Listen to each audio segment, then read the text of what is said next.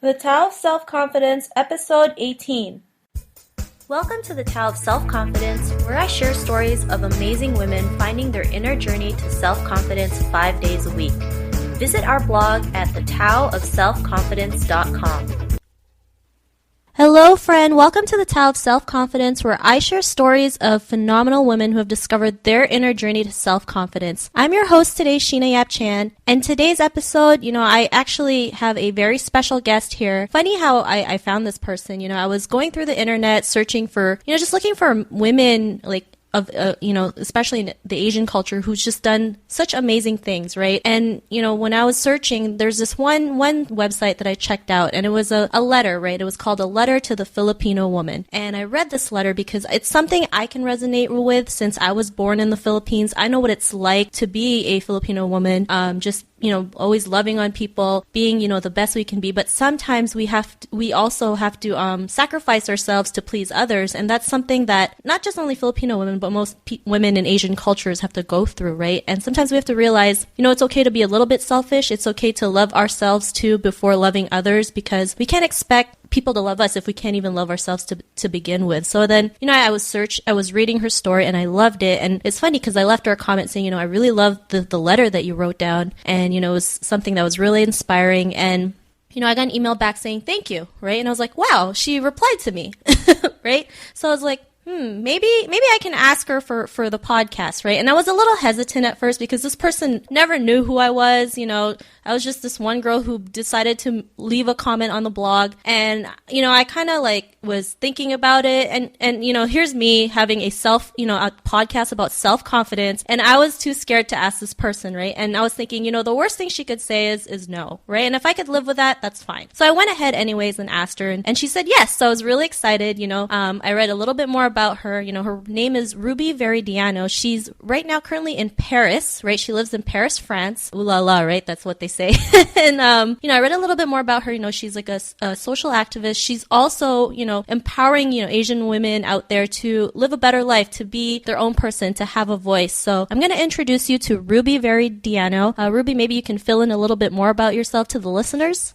Sure. Well, first off, bonjour. Since I am in Paris, I'm actually American. Filipino-American. I grew up in California, but was born in the Philippines, and I moved to Paris about a year and a half ago to pursue graduate school. And so, earlier you were asking me, okay, how do I introduce you? And I guess the best way to introduce me is I'm a women's empowerment champion and a social responsibility consultant and an activist. And I prefer to introduce myself in that way because there's many different ways in which that work manifests in real life. I could either be writing about these topics, I could be speaking about these topics, hosting a television show about these types of topics, or consulting organizations and businesses who are interested in creating social impact. So voila, that's kind of in a nutshell what I do, and I hope that is clear and makes sense, because I know I wear a lot of different hats, but the mission is always the same, and that is to empower women, and mostly to empower them to be social change leaders, to help them to understand that they have the power to create a positive impact in themselves and in the world. I love that. And, I love how we both want the same things for women, right? Just, change for the better, change for them to realize they have a voice in the world and they're here for a reason. They need to speak out that voice because they never know who can they inspire in the process of finding themselves. Ruby, I just have some questions for you. The first one is, what is your favorite self-confidence quote? Ooh, okay. Well, the one I have is actually something that I rediscovered again recently, and I have to find it because it's quite long, but I'm just going to read a little part of it, like little clips of it. It's by Marianne Williamson, and you've probably heard of it. It starts off as, our deepest fear is not that we are inadequate. Our deepest fear is that we are powerful beyond measure. It is our light, not our darkness, that most frightens us. We ask ourselves, who am I to be brilliant, gorgeous, talented, and fabulous? Actually, who are you not to be? And then I'm going to cut off to another part of the quote that's, you playing small does not serve the world. There is nothing enlightened about shrinking so that other people won't feel insecure around you. We are all meant to shine. I love that. And I had another lady who also has that as one of her favorite quotes as well. So yeah, it's a really great one. I've heard it before, and it's just really like, just makes you want to say, yep, it's time for me to just go out there and just get it done. So very, very awesome quote. In your own words, what would be your definition of self-confidence? I think it would be about self-worth and self-love. I think those are the two main things about confidence that I find that one, I feel like in order for you to bloom where you are planted, you have to, really set your roots in something really strong. And I think setting your roots in love and valuing yourself are two really core pillars that allow you to bear the fruits that you are meant to have. And also, when you love yourself and you value yourself, that makes it so much easier for you to love and value other people. One of the things that I really love about that Marianne Williams quote is that you shouldn't be shrinking around other people. And in the same way, for me, I feel that when people are shining, you shouldn't be. A lot of people feel threatened by other people's successes. And I think that when you are truly a loving person, and a person that values herself or himself, when you see another person shine, you see it as like, wow, like their light reflects on me, not like, oh my God, they're threatening, or, they think they're too good to be whatever. I think it's just about like, if you know that you love yourself, then you are much more able and more equipped to love other people and to help other people recognize their value as well.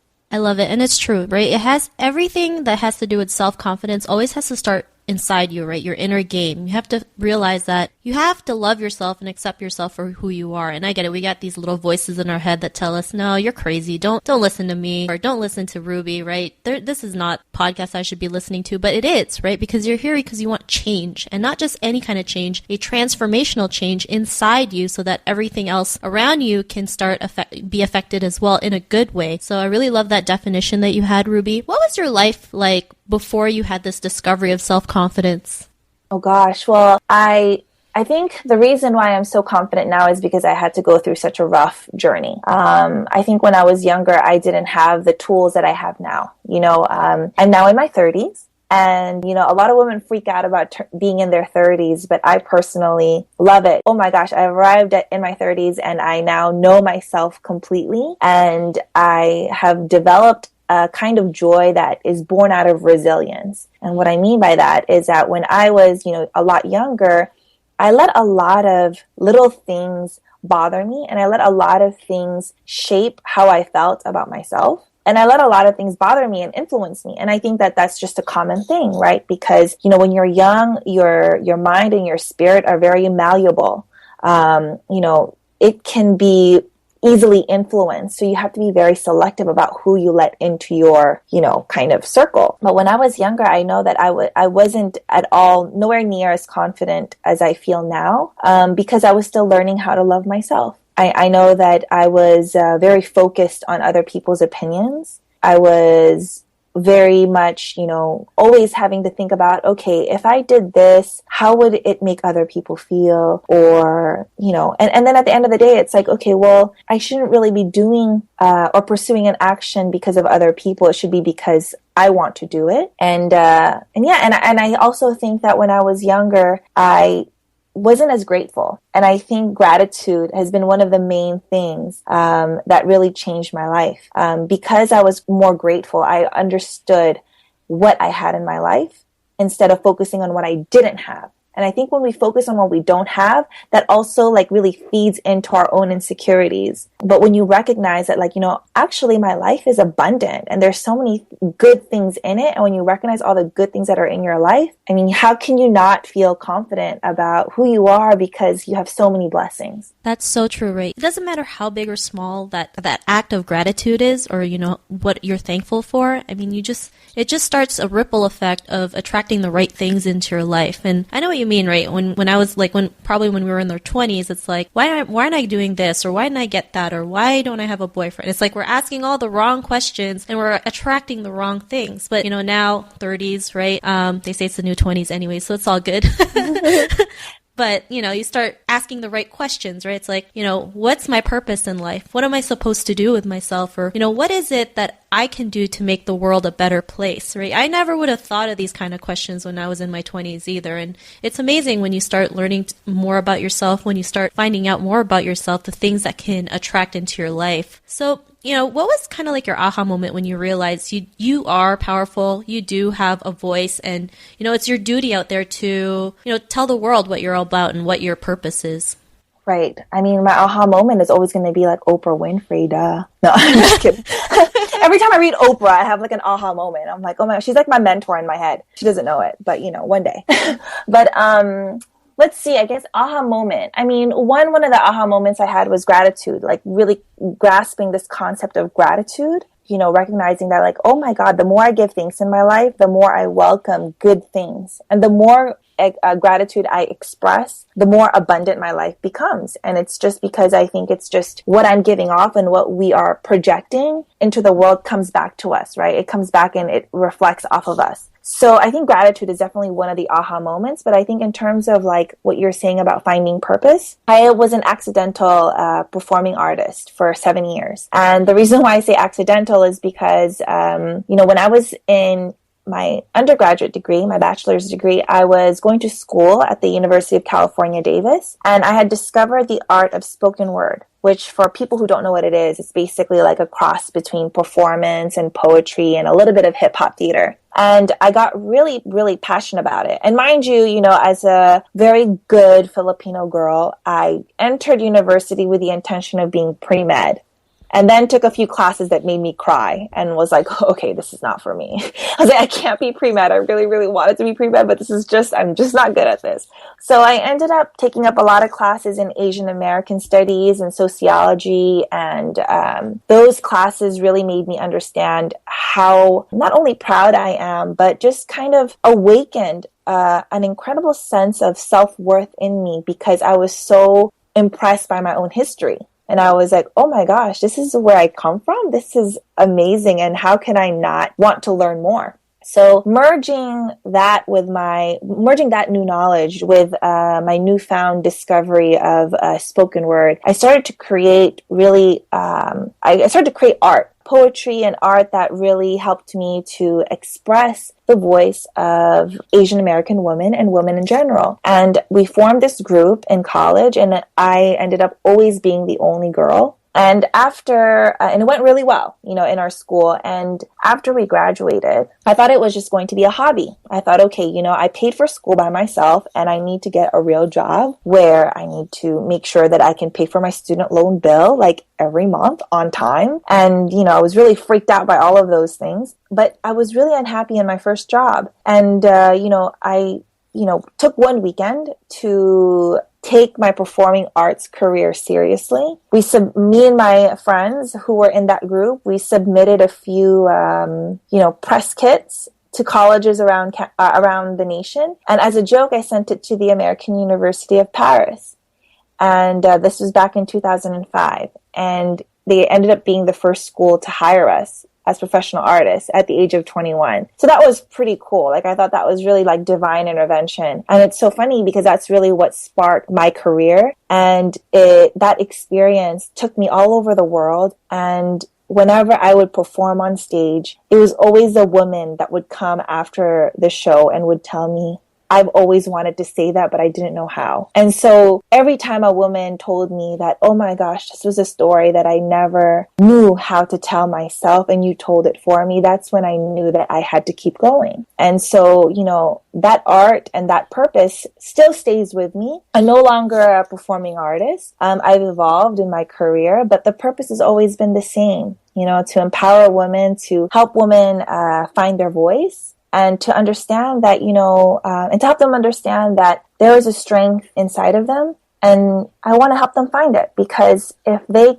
can't know how to love themselves or how to find power in themselves, then they can't give of themselves either, right? Like, how can you inspire the world if you don't feel inspired in yourself? I totally agree, right? It really does have to start with us. Like for me, I've always wanted to find a platform to celebrate women's success, kind of like yours, right? And it's like, why am I trying to find it? Why can't I just create it and just, start building it, and more women will see that, anything's possible, right? If you want change in the world, it does have to start with us, right? If they always say, be the change that you want to see in the world. Kind of like you started your performing arts, right? Started this podcast. Everything that you want, change really does have to start with you. And I'm glad you were able to find in your heart, in your art, and you were passionate about it. And like, it's true, right? Success leaves clues, and sometimes you might not be in the same career position as you are now, but it's leading you to the path that you're supposed to be doing. So that's really amazing. And I mean, what's your life like now? I mean, other than, living in Paris, ooh la la. Well, it's so funny because I ended up going back to graduate school, and I ended up going to the American University of Paris. So the journey of coming to Paris is like coming full circle, because I graduated from that school exactly 10 years after I came the first time to start my journey as a performing artist, as a speaker, as a television host, as a writer. So, right now I've come to Paris at such a great and opportune time, because I really learned how to fall in love with my own company. And I just love I love the idea of, I'm just so happy that I had the opportunity to explore the world and to explore Paris as a woman that felt good about being in her own skin. That's great. I'm really happy for you that, everything worked out for the best. And I'm sure you're going to have many more opportunities to spread your message, spread your purpose. So, if I just have a couple more questions. Yeah. To the woman who's listening to your episode, right? She's listening to this and she's like, wow, I love Ruby's story. Like, it's so inspiring. And, she's on her own inner journey to self-confidence. What's the one tip that you would give her? The one tip that I would give her, I would really want to go back to this concept of gratitude. It's really like the one easy thing that you can do to really make a transformation in your life. Every morning or every day, as much as I can, I write down 5 things that I'm grateful for. And I think when you focus on what you have, and when you focus on being thankful for all the things that are going right, instead of focusing on the things that are going wrong, you really begin to project a different type of energy to the world, and people can feel that and people can see that. And when you are more grateful, you emit more joy, and that kind of joy attracts a lot of really positive things. So I think, if you are a woman who is struggling with unhappiness or insecurity or loneliness, anything like that, I think one of the things that I would really advise them to do is, starting today, pick up a pen and write 5 things that you could be grateful for. And really, I think the practice of just being able to give thanks for the little things prepares you to receive the big blessings. And also fall in love with your own company. I think sometimes people get so scared to, even take themselves for a meal at a restaurant by themselves or go to the movies by themselves. I think that there's this like weird message that society gives us that like, you have to be someone's better half, or, that you're incomplete without another person. But, the other day I saw a quote that was, some people are too busy finding the right person to become the right person. I think that once you really begin to, one, be grateful, as you can see, I'm very big on gratitude. Once you've really focused on gratitude and you focus on being whole and complete and your own person as you, I think a lot of things in life just transforms, and things just get, you start to see that your life changes in the way that you appreciate. Thank you so much for that tip. And it's true, right? Being in your own company is probably one of the biggest lessons I learned too in my own journey. I mean, I went to Hawaii for like almost 6 months, and a lot of people thought, they're like, why are you doing that? You're crazy, right? I mean, I've been called crazy so many times, I find it a compliment. But, just going somewhere on your own, you find out a lot about yourself that you never thought was possible. That power inside you, that peacefulness and stability. So it's really great, like what Ruby said, to just do something on your own, whether it's something as small as going to the movies, going to the restaurant by yourself. It really helps you learn to become, to be able to enjoy being by yourself, right? And I'm not saying doing it all the time, right? But if you want to learn to love yourself, you got to start enjoy some of the things that you do by yourself, like go to the beach by yourself and just swim out into the ocean. I mean, there's no better feeling than just walking there and just, taking in all that nature, all that peacefulness. And it's the greatest feeling. So I'm really glad you mentioned, being able to enjoy your own company, because I think few women do realize it's a necessity to do that, right? To be able to find themselves. So Ruby, if there's if anyone wants to contact you, what would be a great way to check what you're all about? I mean, do you have a blog? Do you have a website that we can check out on the internet? It's really easy to find me. It's just my first and last name. I'm on Instagram a lot, so people can find me on @Veridiano, and then you can also find me on my website. I'll have a new website up very soon, but it will be just www.rubyveridiano.com. So there. Sweet. I can't wait to see the new website. I'm sure it's going to be awesome. It's going to be great. And I just want to thank you for taking the time to do this interview. I mean, it was such a pleasure for you to, even when you said yes, I was kind of excited. It's my pleasure. Thank you for stopping by and coming and reading my blog. And, I'm always really excited also to meet other women who kind of share the same mission. And, I think it's really cool too to just make global connections. That's what the internet is for. It's about, the internet can be a really scary place as well, but at the same time, it also brings people together, and it allows the world to be smaller in a good way. Yeah, that's so true. I mean, you can use the internet for good things, and that's what we want to do, right? Just use it for good, to inspire women out there to just go out there and just bring your voice out, break out of that shell, because, you deserve something better. So if you want to check out Ruby's links, just head over to thetaoofselfconfidence.com, search for Ruby's name. Her show notes will pop up along with everything else we talked about. And again, I just want to thank you, Ruby, for sharing your journey with us on today's episode. And to the listeners out there, be on a lookout for a brand new episode of another amazing woman's journey to self-confidence. Bye for now. Bye. Thank you for joining us on the Tao of Self-Confidence. Visit thetaoofselfconfidence.com for links to everything we chatted about today, as well as killer resources, gifts, and so much more. Start your inner journey to self-confidence today.